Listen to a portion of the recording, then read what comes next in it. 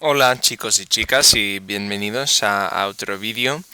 I'm bringing you this uh, new presentation and this new video to go over a new grammatical concept with this beautiful berry background to celebrate the coming of spring. So I want to just say right off the bat that the title is a little bit confusing, but the concept is actually pretty simple. El pretérito pluscuamperfecto. Okay, it's what's called in English the past perfect.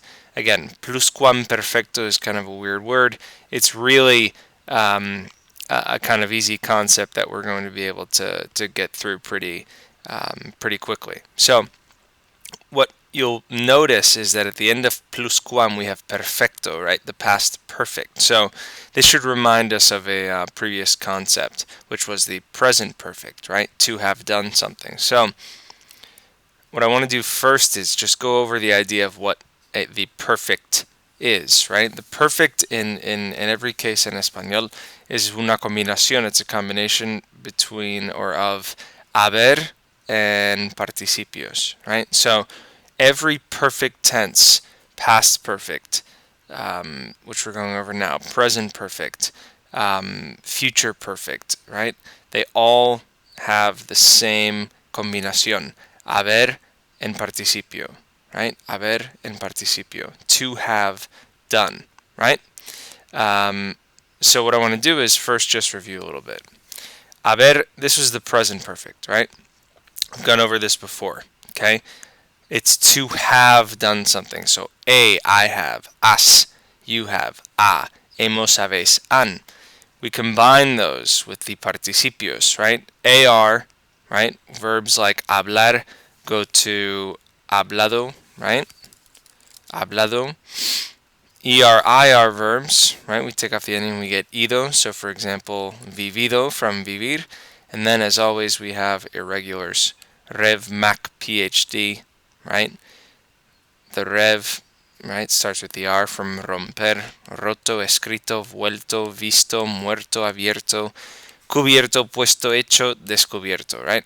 These are all irregulars, okay? Again, these are things that we've gone over in the past. So when we combine these, again, I have broken, yo he roto, you have written, has escrito. Again, the idea is that we're talking about experience. What have you done, right? And it's in the past tense, but it has relevance in the present, right? Have you done the homework? Has hecho la tarea, right? As opposed to did you do the homework? If you say has hecho la tarea, have you done the homework? There's an implication, there's this kind of connection with the present, because perhaps in that moment, let's say you're talking about that day's homework, right? Have you done it? ¿Has hecho la tarea? Sí, yo lo he hecho, right? I have done it. Or la he hecho, okay, because it's la tarea, right? So this is a review. Now, the difference between the present perfect and the past perfect is that in the present perfect, you're basically saying have, right? I have done, whereas in the past perfect, you're saying had, right? It's just like in English, right? I have eaten and I had eaten.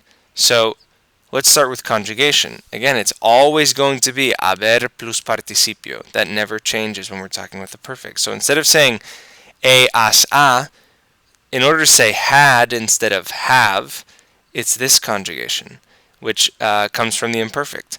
Había, habías, había, habíamos, habíais, habían, right?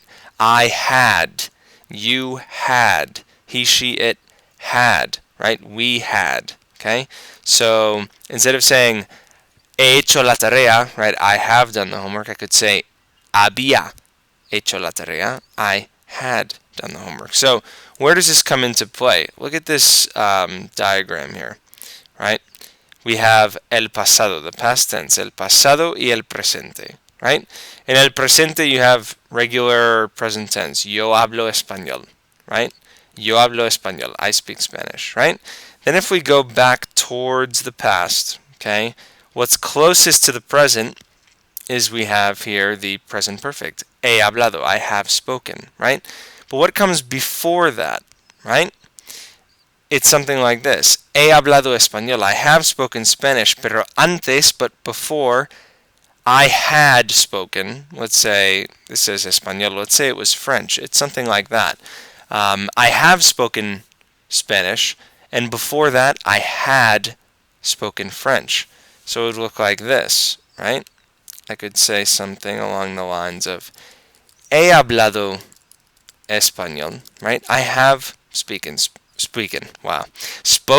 right? I have spoken español, pero antes, but before, había hablado, let's say portugués or francés, right?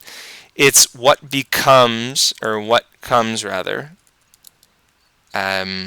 before, right, something else in the past, right? So think of it this way. We have something in the past, right?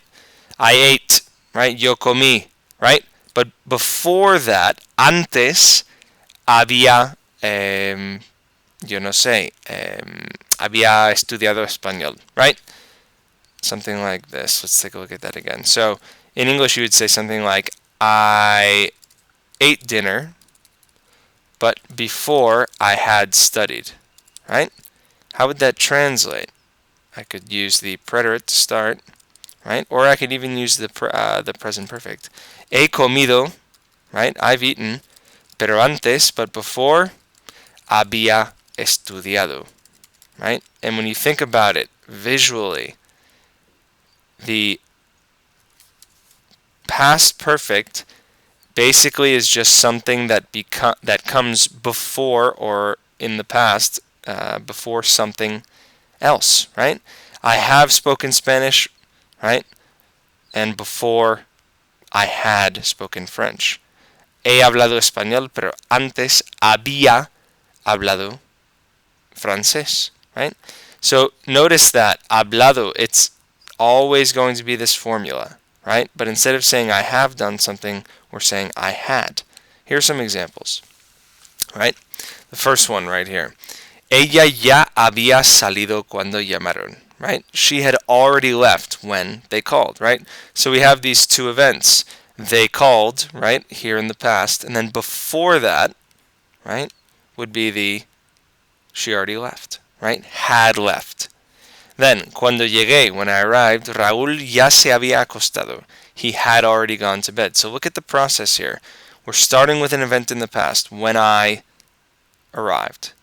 But we're going one step backwards, right, to say what had already happened. Now, antes de is something that's used a lot with this, right? Antes de este año, before this year, nunca había estudiado español, right? Again, it's like saying before the before, right? Before something else in the past. So, antes de este año, nunca había estudiado español. Then, Luis me había llamado, right? He had called me antes de venir, right?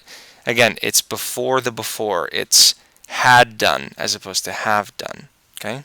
So, in review, we know that perfectos is always had or have done something, haber plus participio. The present perfect, right, have done, he, has, ha, hemos, habéis, han, hemos hablado, hemos escrito, ha vuelto, he visto, right, he abierto la puerta, okay? But the difference is with this, which again, the pluscuamperfecto, the past perfect, is that instead of have, it's had, right? So, había hablado antes, ¿no? Antes de que hablé español. Before I spoke Spanish, I had spoken French. Right. So, antes de hablar español, había hablado francés. And these are the conjugations. Había, habías, había, habíamos, habíais, habían. So again, it's not too complicated. It's had, right? Just like in English. How would you use it in English? Think about it that way to start. Okay? And then we have these ejemplos. Antes de is always one that's used, a phrase that's used with this. So, si hay preguntas, por favor, tráiganlas a clase y podemos hablar de esas preguntas. Thank you for your paciencia. And again, please take down any questions that you have and we will discuss in class. Adiós.